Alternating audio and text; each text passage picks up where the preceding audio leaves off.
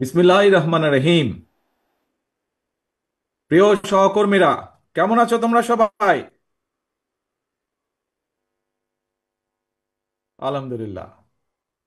এই মুহূর্তে আমার সামনে উপস্থিত ভবিষ্যৎ বাংলাদেশ, বাংলাদেশের সম্ভাবনাময় লাখো লাখো মুখ।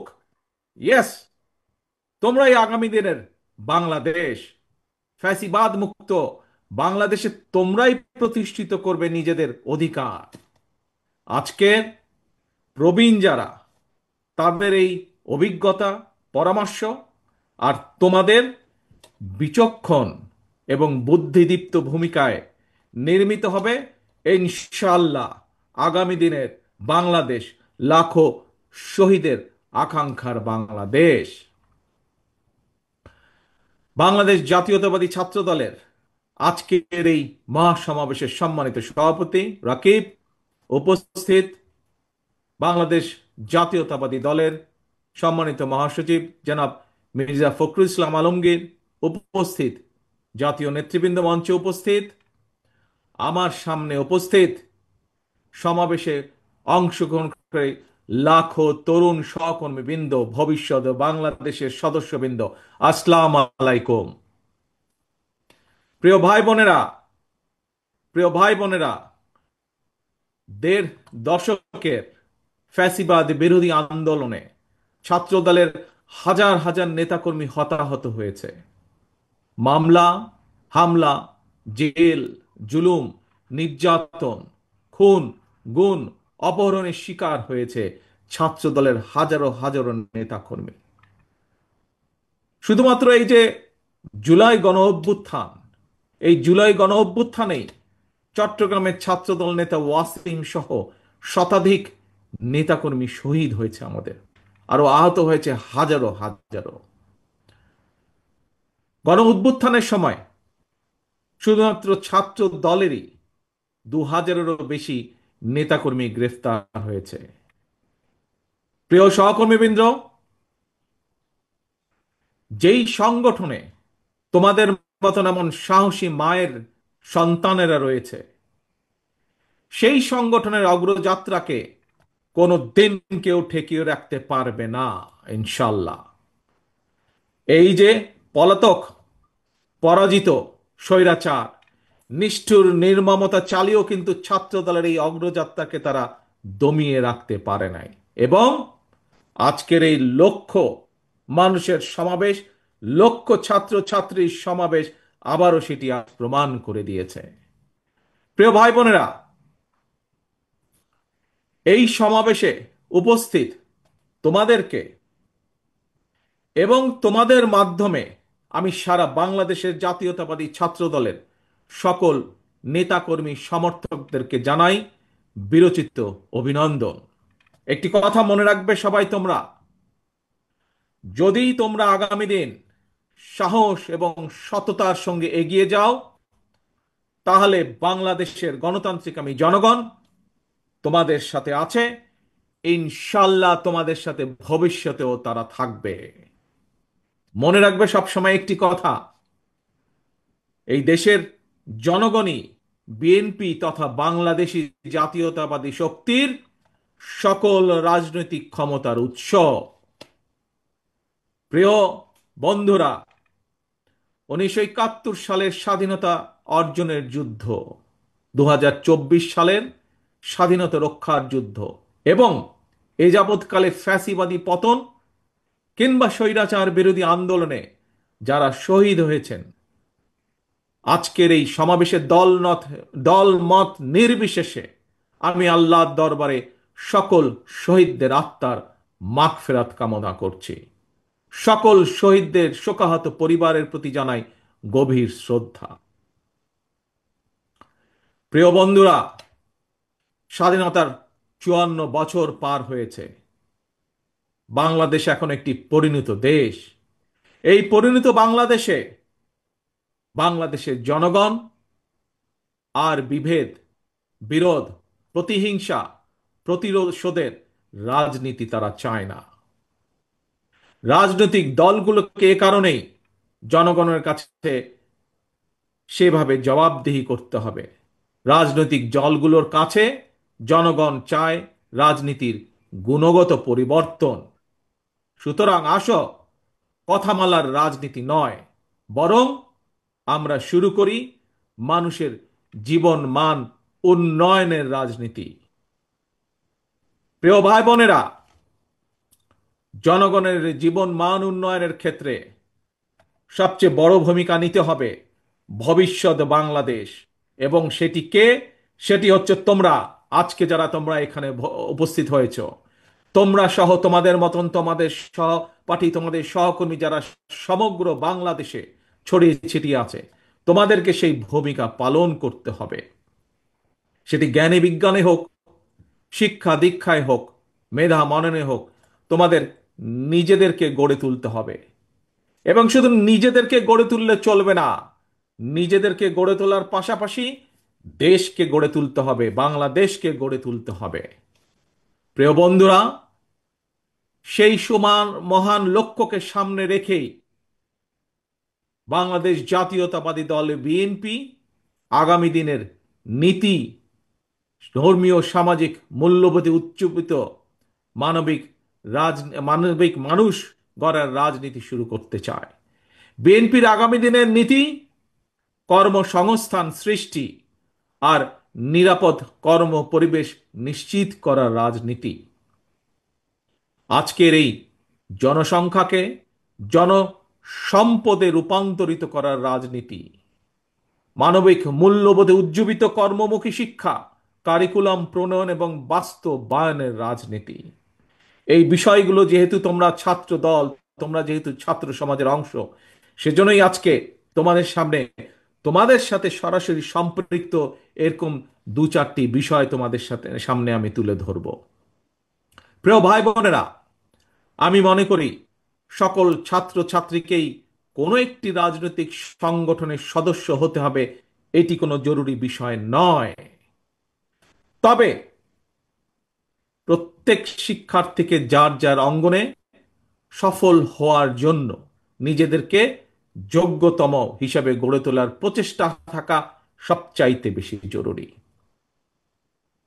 তোমরা তোমাদেরকে যোগ্য নেতৃত্ব হিসেবে গড়ে তুলবে, এটি জরুরি। তবে একই সাথে একটি জরুরি কথা মনে রাখতে হবে। যোগ্য নেতৃত্বের অর্থ শুধুমাত্র নেতা কিংবা নেতৃত্বের অর্থ শুধুমাত্র কোনো একটি রাজনৈতিক দলের পদ পদবি অর্জন কিংবা শুধু ভবিষ্যতে এমপি বা মন্ত্রী হয় নয়, বরং শিল্প, সাহিত্য, সংস্কৃতি, শিক্ষা, স্বাস্থ্য, কৃষি কিংবা ব্যবসা, প্রত্যেকটি সেক্টরেই দক্ষ নেতৃত্ব প্রয়োজন। কারণ এই সবগুলো সাবজেক্টের সাথে দেশের সামনে এগিয়ে যাওয়া সম্পর্কিত। তোমাদের নিজেদেরকে দক্ষ এবং যোগ্য হিসাবে গড়ে তুলতে হবে। প্রত্যেকটা সেক্টরে তোমাদের যোগ্য নেতৃত্বই একমাত্র পারে আগামীর বাংলাদেশকে বদলে দিতে, শহীদদের কাঙ্ক্ষিত বাংলাদেশ গড়ে তুলতে। প্রিয় ভাই বোনেরা, প্রিয় সহকর্মীবৃন্দ, বন্ধুবৃন্দ, শিক্ষা জীবন শেষে একজন শিক্ষার্থী কিভাবে সহজে তার কর্মজীবন শুরু করতে পারে, এটি কিন্তু প্রত্যেকটি শিক্ষার্থী, ছেলে মেয়ে যেই হোক না কেন, প্রত্যেকটি শিক্ষার্থীর জন্য একটি অত্যন্ত চিন্তা বা ভাবনার বিষয়। ভবিষ্যতে শিক্ষার্থীদেরকে যাতে কর্মসংস্থান নিয়ে হতাশায় পড়তে না হয়, আমাদের দল বাংলাদেশ জাতীয়তাবাদী দল বিএনপি সেই আলোকেই শিক্ষা ব্যবস্থার সংস্কার এবং জব অপরচুনিটির জন্য কর্ম পরিকল্পনা বা প্ল্যানিং তৈরি করছে। আমরা মনে করি একাডেমিক স্টাডির পাশাপাশি শিক্ষার্থীদেরকে যদি স্কুল পর্যায় থেকেই নিজ নিজ ক্ষেত্রে, অর্থাৎ যার যেটি ইন্টারেস্ট, এই ক্ষেত্রগুলোতে পলিটিক্যাল নলেজ বা ব্যবহারিক জ্ঞান অর্জনের দিকে ব্যবস্থা করে দেওয়া যায়, এ ধরনের শিক্ষা ব্যবস্থায় শিক্ষার্থী যারা থাকবে বা থাকা অবস্থাতেই একজন শিক্ষার্থীর বাস্তব কর্ম অভিজ্ঞতা তৈরি হয়, তাহলে একজন শিক্ষার্থী স্কুল, কলেজ বা বিশ্ববিদ্যালয় শেষ হলে অথবা ড্রপ আউট হলেও তাকে বেকারত্বের অভিশাপ হয়তো পোহাতে হবে না। বাস্তব অভিজ্ঞতা থাকলে একজন শিক্ষার্থী ইতিহাস, ভূগোল অথবা অন্য যে কোনো সাবজেক্টে লেখাপড়া করুক না কেন, বিশ্ববিদ্যালয়ের 4 বছর শেষ করার পর চাকরির জন্য তাকে আমরা ধরে নিতে পারি সময় ক্ষেপণ করতে হবে না। সেই লক্ষ্যটাকেই সামনে রেখে বিএনপি স্কুল পর্যায় থেকেই ব্যবহারিক এবং কারিগরি শিক্ষার উপর জোর দিয়ে আগামী দিনে শিক্ষা কারিকুলাম ঢেলে সাজানোর কাজ করছে। এবং আমাদের দলের থেকে, আমাদের দলের ভেতরে যারা এই ব্যাপারে এক্সপার্ট আছেন, সে একটি বিশেষজ্ঞ টিম এর মধ্যেই দায়িত্ব দেওয়া হয়েছে, তারা সেগুলোকে সেভাবে তৈরি করছে, সেই কাজগুলোকে সেভাবে তারা তৈরি করছে। প্রিয় বন্ধুরা, ছাত্রছাত্রী অর্থাৎ তারুণ্যের শক্তি এবং নারী শক্তিকে কর্ম পরিকল্পনার বাইরে রেখে একটি রাষ্ট্র কখনোই সামনে এগিয়ে যেতে পারে না। আমি এর আগেও কয়েকবার বলেছি, আজও তোমাদের সামনে আমি তুলে ধরতে চাই। এই যে গ্লোবালাইজেশনের যে এই সময় নারী পুরুষ সকলের সামনে কিন্তু সকল সম্ভাবনার দ্বার আজ উন্মুক্ত টেকনোলজিক্যাল কারণে। আমাদের এই তারুণ্য, আমাদের এই শিক্ষার্থীরা যাতে সকল সম্ভাবনাকে সাফল্যে রূপান্তরিত করতে সক্ষম হয়, এই জন্য একটি বাস্তবধর্মী সুষ্ঠু নীতি পরিকল্পনা আমরা তৈরি করছি এবং সেটি বিএনপি তরুণ জনগোষ্ঠীর সামনে উপস্থাপন করতে চায়, যাতে করে আগামী দিনে তাদের পথ চলা সহজ হয়ে যায়। প্রিয় বন্ধুরা, তথ্য প্রযুক্তির এই সময় বিশ্ব বাজারের সঙ্গে দক্ষতা এবং যোগ্যতার প্রতিযোগিতায় যদি টিকে থাকতে হয়, তাহলে অবশ্যই তোমাদের সকলকে তথ্য প্রযুক্তি এবং কারিগরি শিক্ষায় দক্ষতা অর্জন করতে হবে। তোমাদের এখানে অনেকেই, মঞ্চে যারা আছেন তাদের অনেকেরই মনে আছে, আমার সামনে তোমরা যারা লক্ষ লক্ষ ছাত্রছাত্রী উপস্থিত আছো, তোমাদের নিশ্চয়ই অনেকেরই খেয়াল আছে একটি বিষয়। কি সেটি? শেষবার বিএনপি যখন সরকার পরিচালনার দায়িত্বে ছিল 2005 সালে, সেই সময় মাইক্রোসফটের প্রতিষ্ঠাতা বিল গেটস বাংলাদেশ সফর করেছিলেন। সেই সময় পর্যায়ক্রমিকভাবে দেশের 10,000 শিক্ষক এবং 2 লক্ষ শিক্ষার্থীকে আইটি প্রশিক্ষণ দেওয়ার জন্য বাংলাদেশের সঙ্গে 3 বছর মেয়াদী একটি চুক্তি সম্পন্ন হয়েছিল।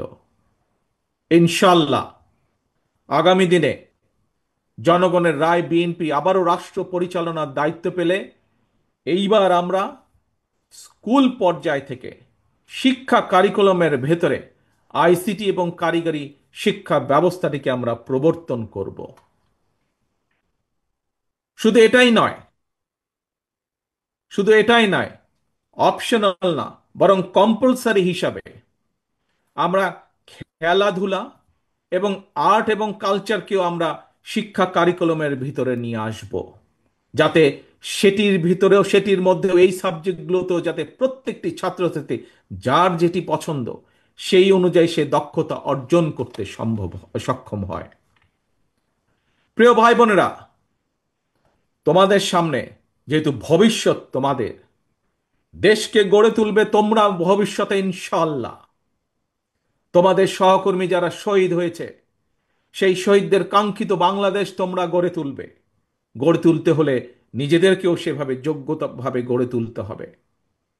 এখন আরেকটি সাবজেক্ট, তোমাদের সাথে আরেকটি পরিকল্পনা সংক্ষেপে তোমাদের সামনে তুলে ধরতে চাই। কিভাবে আমরা আমাদের ভবিষ্যৎ প্রজন্মকে যোগ্য হিসাবে গড়ে তুলতে চাই, তার একটি ছোট্ট পরিকল্পনা তোমাদের সামনে আবার তুলে ধরছি আমি। একাধিক ভাষা জানা যে কোনো ব্যক্তির জন্যই, দেশেই হোক বিদেশেই হোক, নিজের মেধা এবং যোগ্যতাকে কাজে লাগানোর সুযোগ সবচাইতে বেশি। এবং এই কারণেই বিএনপি বিশেষ করে তরুণ প্রজন্মের সামনে একাধিক ভাষা শেখার সুযোগ তৈরি করে দিতে চায়। বর্তমানে স্কুল বা কলেজগুলোতে যেভাবে বর্তমানে স্কুল বা কলেজগুলোতে বাংলা স্বাভাবিকভাবে আছেই, বিভিন্ন সাবজেক্টের কারণে ইংরেজিও শেখার সুযোগ আছে। কিন্তু এই ইংরেজি ভাষার উপরে আমরা বিশেষভাবে আলাদাভাবে আমরা এমফেসাইজ দিতে চাই, জোর দিতে চাই, যাতে আমাদের ভবিষ্যৎ প্রজন্মের ছাত্র ছাত্রীরা এই ভাষাটাতে আরো দক্ষভাবে ব্যবহার করতে পারে, দক্ষভাবে শিখতে পারে। কিন্তু শুধু তাই নয়, এটার পাশাপাশি আমরা আরো কতগুলো ভাষা রাখতে চাই, যেই ভাষাগুলো জানা থাকলে আমাদের ভবিষ্যৎ প্রজন্ম, আমাদের ছাত্র ছাত্রীরা পৃথিবীর যেখানেই যাক না কেন, তারা সেই দেশে যে কোনোভাবেই কর্মসংস্থান এর ব্যবস্থা করতে পারবে।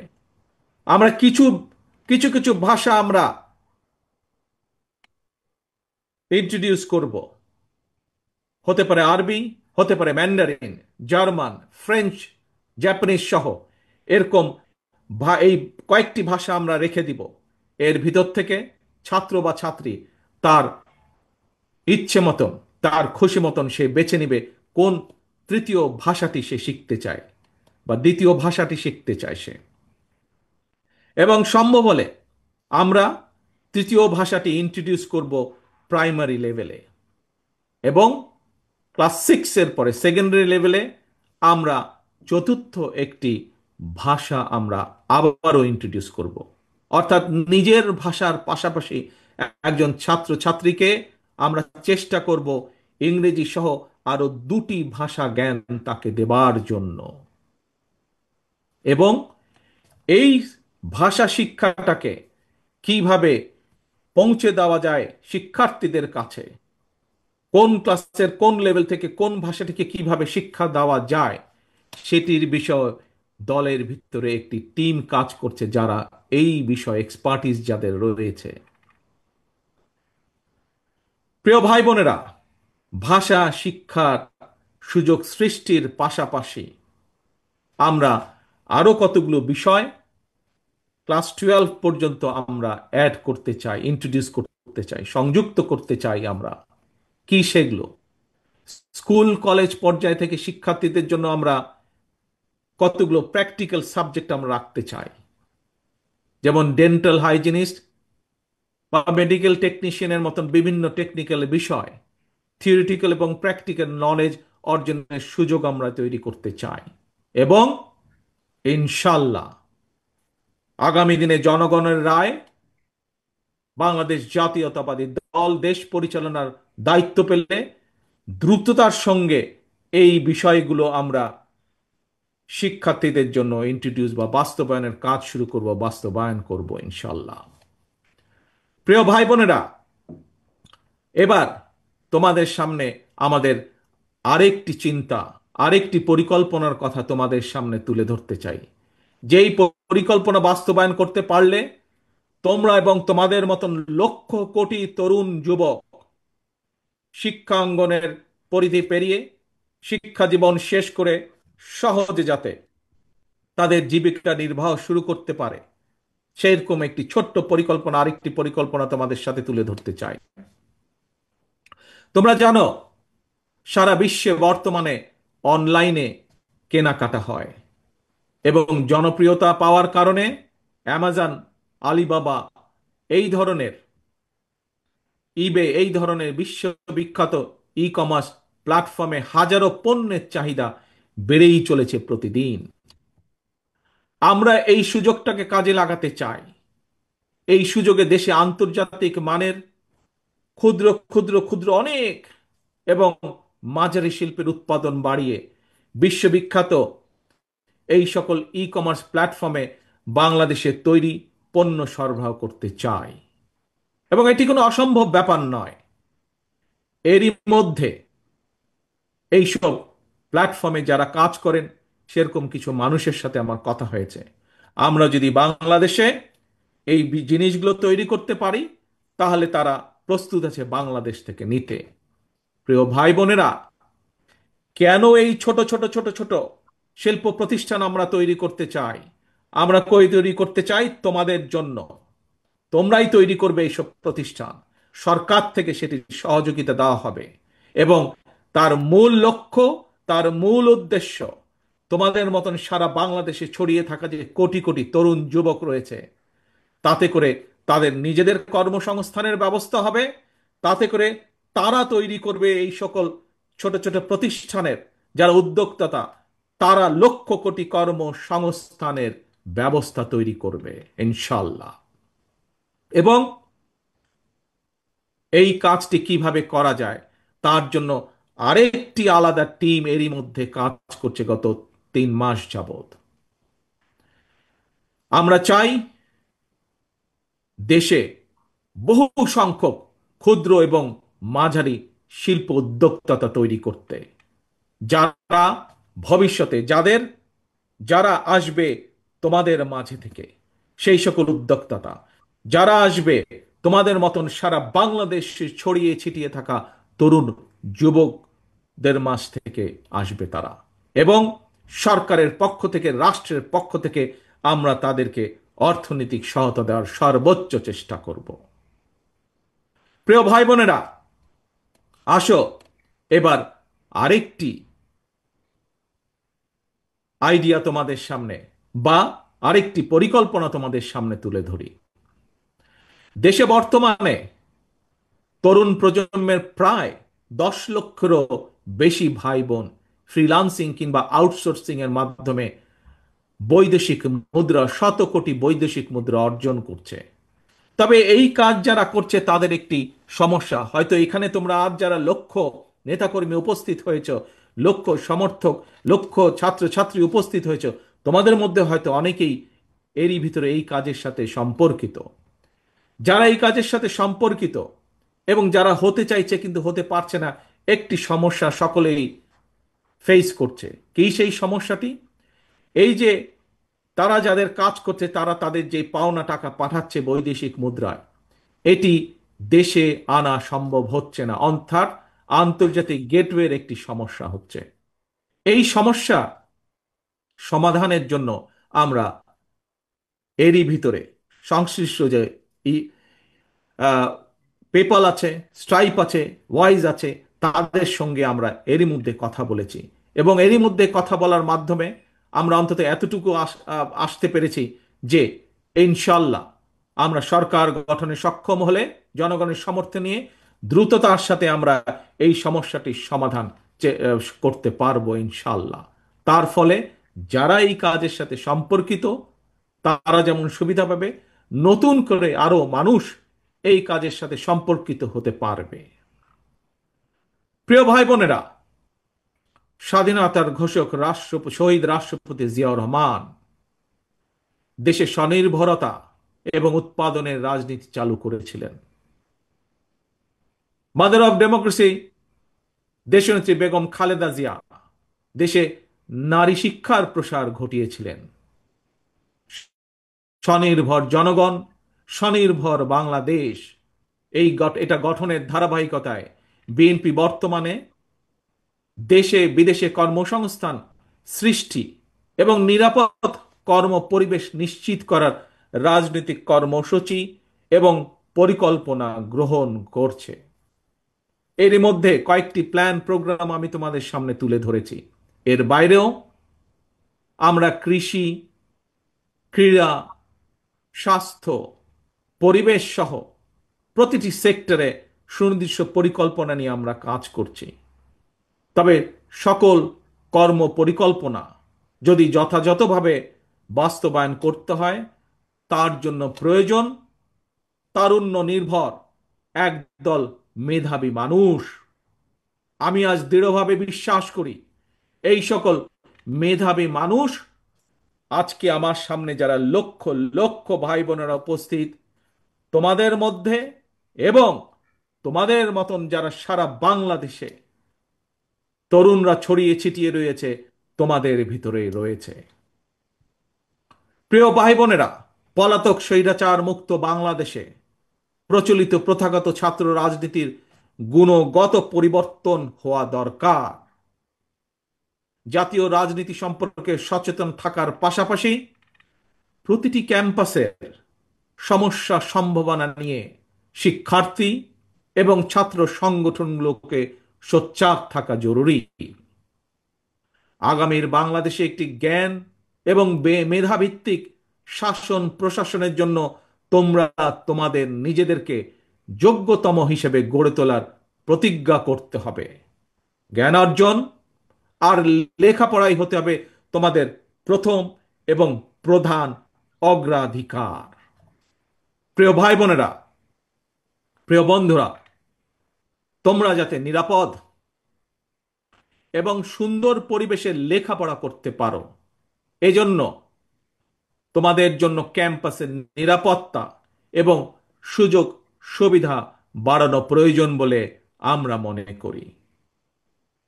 লাইব্রেরিগুলোকে মডার্নাইজ করা, অনলাইন এবং অফলাইনে লাইব্রেরি কেন্দ্রিক বহুমুখী শিক্ষার সুযোগ চালু করা প্রয়োজন।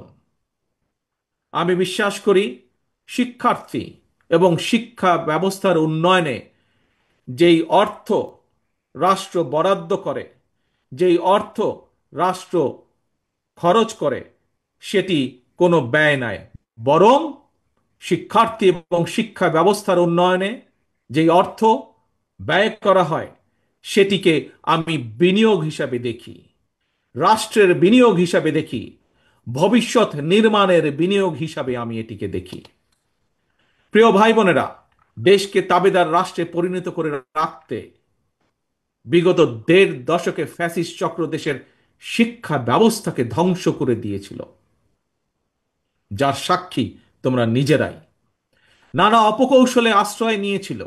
শিক্ষার্থীদের নিরাপত্তা নিশ্চিত করার পরিবর্তে শিক্ষাঙ্গনকে সন্ত্রাসীদের নিরাপদ আস্তানা হিসাবে ব্যবহার করেছিল তারা।